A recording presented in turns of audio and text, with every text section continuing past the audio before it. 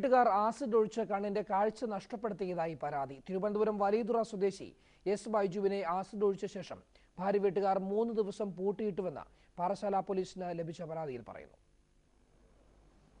മഞ്ചവിളാകം ഇടുപ്പിനക്കാവ് വീട്ടിലെ ബിന്ദുവിന്റെയും ബൈജുവിന്റെയും ഇത് രണ്ടാം വിവാഹമാണ്. വിവാഹശേഷം ഭാര്യ വീടിന് സമീപം പുതിയൊരു വീടുണ്ടാക്കിയാണ് ബൈജുവും കുടുംബവും താമസിച്ചിരുന്നത്. എന്നാൽ ബിന്ദുവിന്റെ വീട്ടുകാരുമായി ബൈജു നേരത്തെ തന്നെ സ്വരച്ചേർച്ചയിലല്ലായിരുന്നു. കഴിഞ്ഞ ദിവസം തറവാട്ടിലേക്ക് പോയ ബിന്ദുവിനെ അന്വേഷിച്ച് ബൈജു ചെന്നതോടെയാണ് പ്രശ്നങ്ങൾ തുടങ്ങിയത്. ഭാര്യ വീട്ടുകാർ ബൈജുവിനെ വളഞ്ഞ് ആക്രമിക്കുകയായിരുന്നു. പോയി വിളിച്ചപ്പോഴേക്കും എൻ്റെ അമ്മ ആദ്യം എന്നെ മുളക് പൊടി എടുത്ത് ഒഴിച്ചു.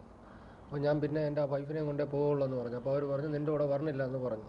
വേറെ പ്രശ്നങ്ങൾ ഞാൻ എന്താണ് പ്രശ്നമെന്ന് ചോദിച്ചു. ഇത്ര നേരം എൻ്റെ വീട്ടിലാണല്ലോ ഇരുന്നതെന്ന് ചോദിച്ചു. അപ്പോൾ അവൾ പറഞ്ഞ് ഞാൻ എന്താ വരുന്നതെന്ന് പറഞ്ഞ് എൻ്റെ വൈഫ് പിള്ളേരെ കൊണ്ട് വെളിയിലിറങ്ങി നിങ്ങൾ വീട്ടിലോട്ട് പോയി എന്ന് പറഞ്ഞതും അവൾ അച്ഛൻ ചെറുത്ത് നിർത്തിയിട്ട് നിൻ്റെ കൂടെ വരണില്ല എന്ന് പറഞ്ഞ് എന്തോ കലയെ കൊണ്ടുവന്നു എന്റെ മുഖത്ത് ഒഴിച്ചു. പിന്നെ എനിക്കൊന്നും അറിഞ്ഞു.